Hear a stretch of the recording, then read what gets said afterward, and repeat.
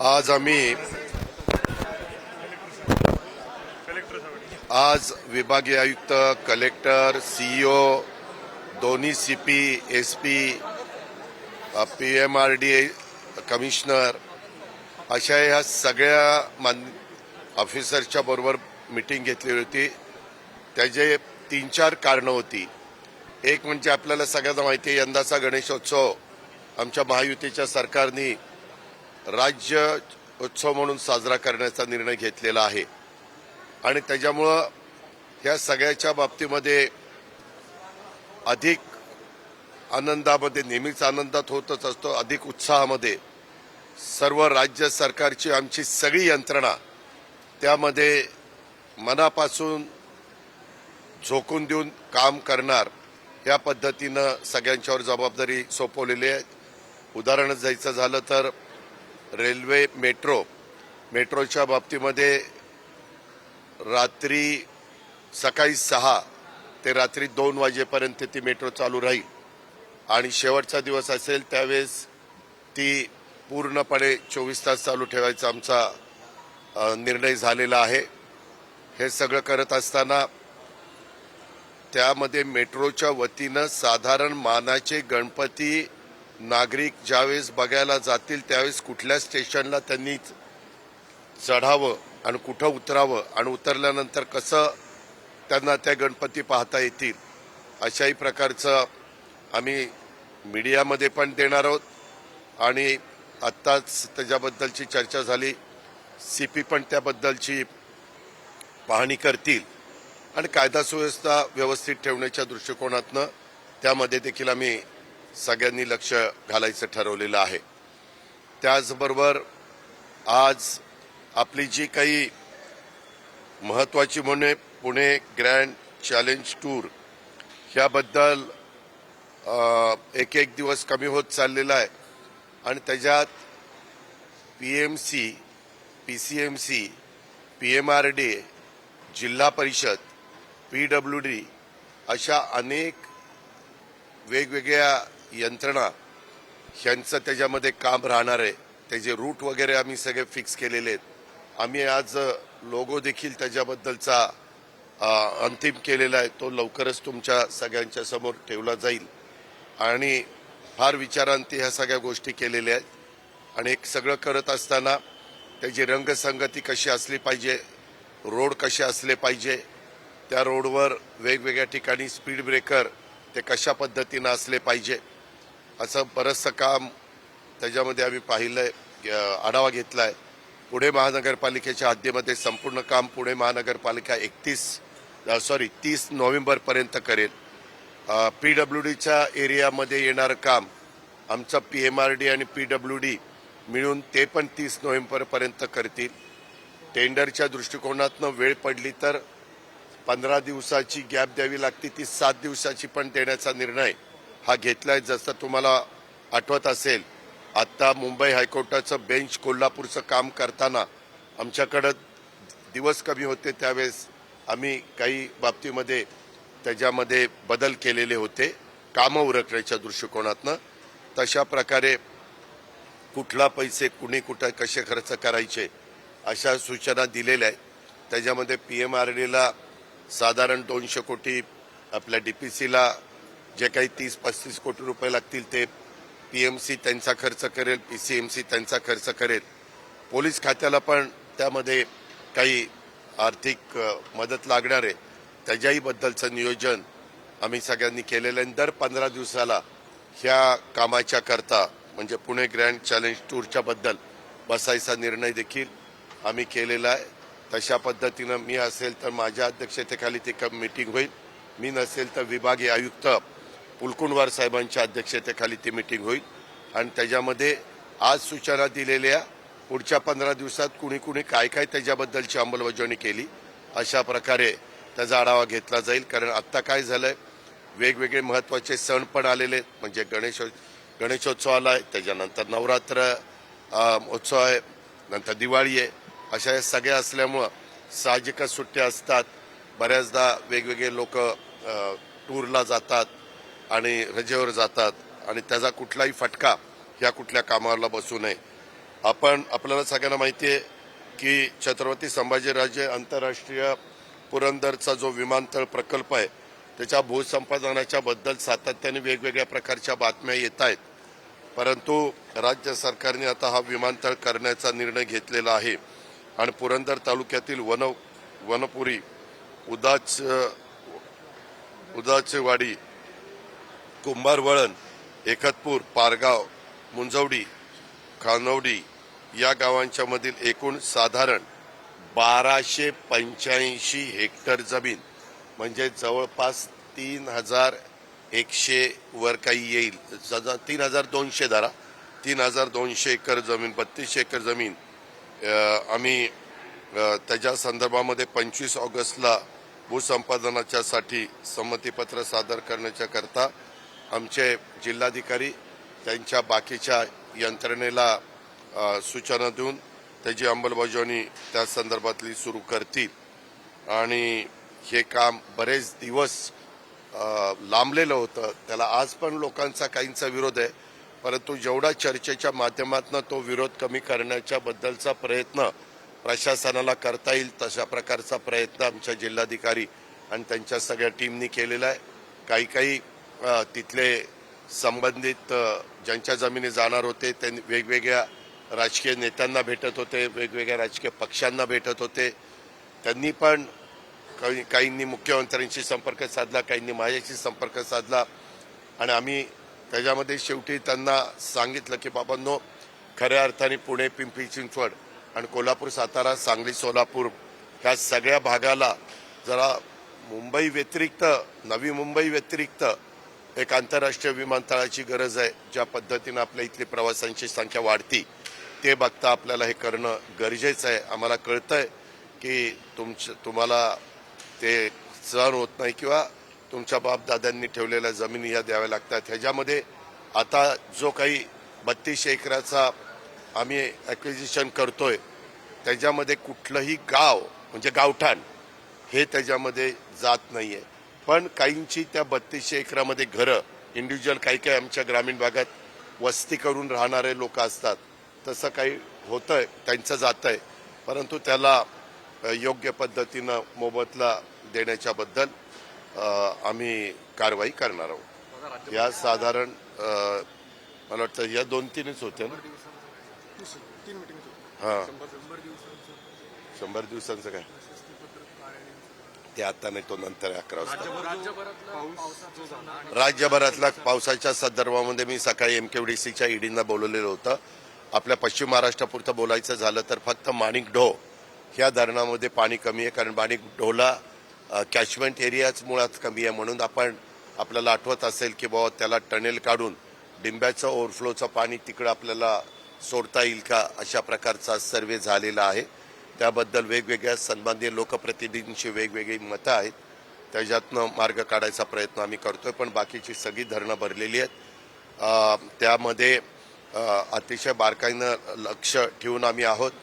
साधारण वर्ण धरणामध्ये येणारा येवा लक्षामध्ये घेतात, तेवढाच येवा खाली आपण डिस्चार्ज हा धरणातनं सोडलेला आहे. काल मी विदर्भामध्ये नागपूरला होतो, तसंच वर्ध्यामध्ये होतो. तिकडचाही मी आढावा तिथं काल घेतला, तर तिथली पण परिस्थिती, नद्या वाहत आहेत, तुडुंब भरून वाहत आहेत, परंतु जो मधला मला वाटतं 18-19-20 का 19-20-21 असा जो काही रेड अलर्ट सांगण्यात आलेला होता तो धोका आता टळलेला आहे. आता जवळपास रेड अलर्ट कुठं आपल्या इथं राहिलेला नाही. फक्त घाटमाथे जे आहेत ठराविक तिथं मात्र दर 3 तासांनी रिपोर्ट येत असताना कधी कधी लालसरपणा दाखवला जातो, परंतु पूर्णपणे परिस्थिती नियंत्रणामध्ये आहे. पंचनामे करायला पण काही भागामध्ये सुरुवात केलेली आहे. शेतकऱ्यांचं जिथं पिकांचं नुकसान झालेलं आहे, जिथं घरांचं नुकसान झालेलं आहे, तिथं राज्य सरकारने भूमिका घेतलेली आहे की आपण त्या शेतकऱ्यांच्या पाठीशी आणि ज्यांचं घरांचं नुकसान झालं त्यांच्या पुन्हा त्यांना कसं उभं करता येईल याबद्दलचे निर्णय आम्ही एक मिनिट थांबा ना. त्याच्यामध्ये आम्ही ह्या सगळ्याची नियोजन केलेलं आहे. मुख्यमंत्र्यांचं पण त्या संदर्भात बारकाईनं लक्ष आहे. ह्या पद्धतीनं आता कुठंही भीतीचं कारण हे राहिलेलं नाही. साधारण ह्या पाऊस पडत्या काळामध्ये जिथं कुठं पाणी साठलंय तिथं पुढच्या वेळेस तशा पद्धतीची परिस्थिती विशेषतः तुमच्या माझ्या पुणे शहरात राहू नये म्हणून परवा दिवशी मी आणि मुख्यमंत्री असताना आपल्या पुणे कमिशनरनी काही प्रस्ताव दिलेला होता. त्याही गोष्टीला त्यांना पुढे जाण्याच्या करता सांगितलेलं आहे. त्याचबरोबर मला काही मंडळं आणि काही कार्यकर्ते हे भेटले की बाबा मानाचे 5 गणपती हे सकाळी जे उशीर करतात निघायला, मग आम्ही सकाळी 7ला निघतो, आम्हाला तुम्ही परवानगी द्या. वास्तविक आपल्याला सगळ्यांना माहिती आहे की लोकमान्य टिळकांनी सुरू केलेला हा सार्वजनिक गणेशोत्सव ह्याला एक वेगळी परंपरा आहे. त्याच्यामध्ये दरवर्षी खूप मोठ्या प्रमाणावर गणेश भक्त ह्या सगळ्या गणेशोत्सवामध्ये सहभागी होतात. राज्याने पण त्याला राज्योत्सव म्हणून मान्यता दिलेली आहे आणि त्यामुळं त्यांच्याशीच बोलून आता CP आणि बाकीचे सगळे आम्ही अधिकारी बसलेलो होतो की कुठल्याही प्रकारे त्याच्यामध्ये मतभेद राहणार नाहीत आणि मानाच्या गणपतींचा मान तसा ठेवूनच त्यांना जेवढं सकाळी आपल्याला चर्चा करून काढता येईल. मला आठवतंय मी मागे पालकमंत्री असताना 2006-07ला पूर्वी 12ला निघायचे ते आपण 10ला आणलेले होते. त्याच्या आधी पण त्यांच्याशी चर्चा करून 9 वाजता निघता येईल का अशाही प्रकारचा आपण प्रयत्न करतोय. त्याच्यामध्ये वेगवेगळ्या गणेश मंडळांनी किती ढोल लेझिम म्हणजे जे काही पथकं आहेत ती पथकाची संख्या असावी. मानाच्या गणपतींना देखील काही चर्चा CP करतायत, सकारात्मक चर्चा होतीये. एक झालं त्याच्यातल्या काहींनी स्वतःच काही काल डिक्लेअर केलं. आम्ही त्यांना आवाहन केलं की असं परस्पर काही तुम्ही डिक्लेअर करू नका. शेवटी हा राज्योत्सव आहे आणि सगळ्यांचंच एकमेकाला सहकार्य पाहिजे. त्याच्यात पोलीस यंत्रणेवर पण ताण येतो आणि त्याच्यामुळं आपण सगळ्यांनी सहकार्य केलं पाहिजे. तर ते म्हणले की ठीक आहे, आम्ही त्याच्यामध्ये समंजस भूमिका घेऊ आणि ह्याच्यामध्ये वाद राहणार नाही ह्याबद्दलची काळजी आणि खबरदारी ही आम्हा लोकांच्याकडनं घेतली जाते. नाशिकच्या पालकमंत्री पदासाठी भुजबळांच्या नावाला शिवसेनेच्या सुहास गांधींनी विरोध केलाय आणि 7 आमदार राष्ट्रवादी. तुम्ही एक मिनिट, आपण ऐका, आपण काही काळजी करू नका. तुम्ही पत्रकार मित्रांनी तर आता इथून पुढे तो प्रश्न पण विचारू नका. ज्यावेळेस आमच्या राज्याच्या मुख्यमंत्र्यांना वाटेल की आता आपण नाशिकचं आणि रायगडचं पालकमंत्रीपद जाहीर करावं, हा त्यांचा अधिकार आहे, तुमचा पण नाही माझा पण नाही. आता काही वेगवेगळे मान्यवर काही ना काही वेगळ्या बातम्या देतात, तुम्हालाही बातम्याच पाहिजे असतात. लगेच तुम्ही हा दादा असं म्हणाला, तुमचं काय मत आहे? माझं मत स्पष्ट आहे. राज्याच्या प्रमुखांचा अधिकार आहे कुणाला मंत्रिमंडळात घ्यायचं, कुणाला डिपार्टमेंट कुठली द्यायची, कुणाला कुठलं पालकमंत्रीपद द्यायचं. आजपर्यंत कुठल्याही परिस्थितीमध्ये नाशिक आणि रायगड ह्या दोन्ही जिल्ह्यामध्ये कुठलीही अडचण आम्ही आमच्या महायुतीच्या सरकारने आमच्या मुख्यमंत्र्यांनी आम्ही कुणी येऊन दिलेली नाही. व्यवस्थितपणे तिथली सगळी कामं चाललेली आहेत. व्यवस्थितपणे ध्वजारोहणचा कार्यक्रम जो व्हायचा असतो तो पण 1 मेला, 26 जानेवारीला, 15 ऑगस्टला हे व्यवस्थितपणे होत आहेत. आपण पण ते सगळं दाखवत आहेत. प्रत्येकाला मत असतं, ते आपले मत व्यक्त करतात, परंतु ते मत व्यक्त जरी केलं तर अंतिम निर्णय हा मुख्यमंत्री महोदयांचा आहे. त्याच्यावर कुणाचे 7 आहेत, कुणाचे 5 आहेत आणि कुणाचे 1 आहेत, कुणाला काही विचारण्याचं कारण नाही. हा पहिल्यापासून हा राज्याचे जे प्रमुख असतात त्यांचा अधिकार असतो आणि ते त्या अधिकाराचा योग्य पद्धतीनं वापर करतील. सनदी अधिकाऱ्यांच्या संदर्भात एक प्रश्न आहे. सनदी अधिकाऱ्यांचे जे परदेश दौरे होतात त्यावरती आता चाप बसणार आहे. मुख्यमंत्र्यांना किंवा त्या संबंधित मंत्र्यांना सगळे कागदपत्र किंवा सगळी माहिती देऊनच परदेश दौऱ्यावर जावा असे आदेश आता मुख्यमंत्र्यांनी. खूप चांगली गोष्ट केली. नरेंद्र दाभोळकर जे आहेत त्यांच्या हत्येच्या या सगळ्या प्रकरणात मुख्य सूत्रधारापर्यंत पोहोचताना अजिंक्य एक मिनिट त्याला तुमच्या पक्षात त्याच्यावर वाळू चोरीचे गुन्हे दाखल आहेत तर त्याला तुमच्या पक्षात त्याची कालच हकालपट्टी केली. नरेंद्र दाभोळकरांच्या संदर्भातला एक प्रश्न आहे दादा की त्यांच्या खुनाला इतके वर्ष झाले अजूनही मुख्य घेताना माहिती नव्हतं, नंतर माहिती मिळाली, काल मला समजली, कालच्या काल सांगितलं हकाल दो.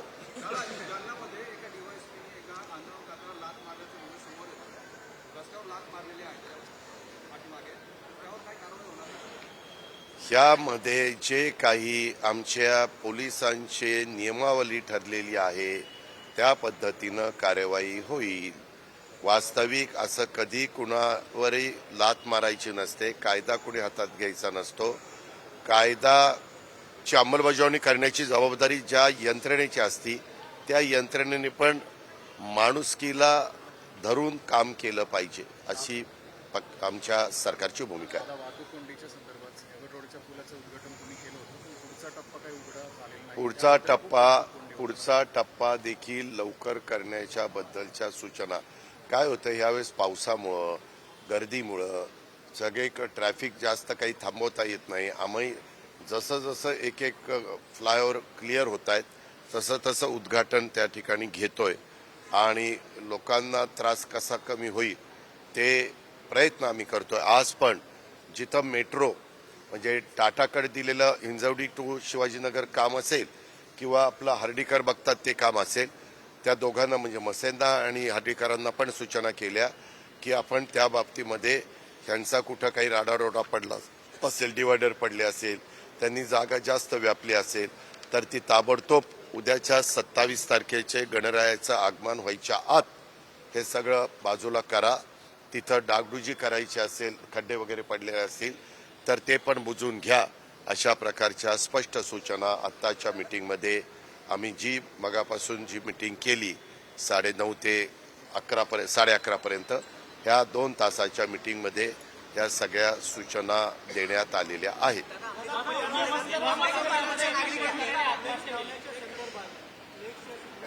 हा